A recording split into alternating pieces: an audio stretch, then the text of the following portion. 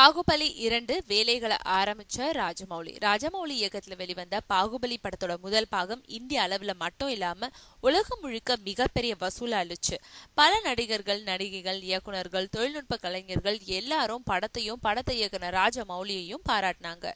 எதிர்பார்ப்புகளையும் மீறி பல கோடிகளை வசூலிச்ச பாகுபலி திரைப்படம் இன்னும் பல திரையரங்குகள்ல ஓடிக்கிட்டு இருக்கு. இதனிடையே அக்டோபர் மாதம் ஆரம்பமாக உள்ள பாகுபலி 2ஆம் பாகத்தோட படப்பிடிப்பு வேலைகள் பத்தி தன்னோட குழுவினரோட ராஜமௌலி ஆலோசனை நடத்தியிருக்காரு. சில தினங்களுக்கு முன்னாடி அவரோட அலுவலகத்துல நடந்த ஆலோசனை கூட்டத்துல படக்குழுவினர்கள் கலந்துக்கிட்டாங்க.